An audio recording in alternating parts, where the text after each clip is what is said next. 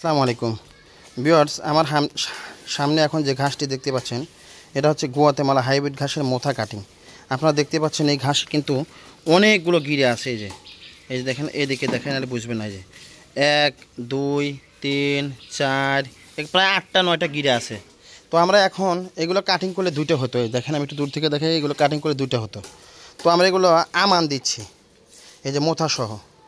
তো যখন মোতা সহ আপনারা এরকম কাটিং পাবেন, এগুলো কিন্তু দাঁড় করে রোপণ করলে মাথা রোদে শুকিয়ে মারা যাবে। আর ঘাস অনেক বড়, এই ঘাসটা কিন্তু অনেক বড়, দাঁড়িয়েও থাকতে পারবে না, বাতাসে পড়ে যাবে।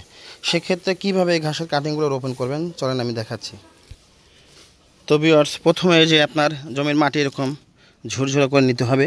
অবশ্যই দোআঁশলা মাটি হতে হবে, এরকম চাষ দিয়ে নেবেন। এই যে চাষ দিয়ে নেবেন, এই যে ঠিক এভাবে চাষ দিয়ে নেওয়ার পরে এই যে গাছটা তো এরকম দাঁড় করে রোপণ করলে দেখা যায় যে, যদি এরকম দাঁড় করে রোপণ করেন তাহলে এই যে ঘাসটা 1.5 ফিট লম্বা, 1.5 ফিট প্রায় 2 ফিট। এই যে, তো এটা এভাবে দাঁড় করে রাখলে কিন্তু এই ঘাসটা কিন্তু তার গায়ে পানি সরবরাহ করতে পারবে না, শুকায় যাবে অতিরিক্ত তাপমাত্রা হলে। তো সেই হিসাবে আপনারা এরকম কাজ করে লাগাই দেবেন। এই যে এভাবে একটু কাজ করে, এই যে মাটিতে গোড়া একটু ঢাকিয়ে দিয়ে হালকা এই যে এভাবে উপর দিয়ে মাটি দিয়ে দিবেন। কাটিংটা এরকম থাকবে। পরে কিন্তু এটা বাঁকা হয়ে উঠে আসবে মাথা, এই মাথাটা কিন্তু বাঁকা হয়ে উপরের দিকে উঠবে, উঠে সোজা হয়ে যাবে ধীরে ধীরে।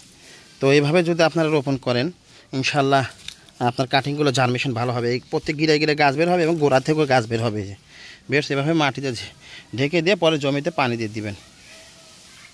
তো এভাবে রোপণ করলে সবচেয়ে বেটার হয়। আর যেগুলো ছোট গাছ সেগুলো দাঁড় করে রোপণ করতে পারবেন। যেগুলো বড় গাছ সেগুলো এইভাবে 45 ডিগ্রি অ্যাঙ্গেলে দিলে কী হবে, মাটি থেকে তার গায়ে রস, এই যে রস শোষণ করবে, মানে রস চুষে নেবে।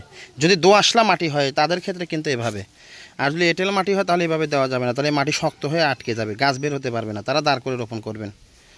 তো ভিউয়ার্স, দেখতে পাচ্ছেন এই পদ্ধতি এই গুয়াতেমালা ঘাসের মোথা কাটিং রোপণ করবেন। ধন্যবাদ।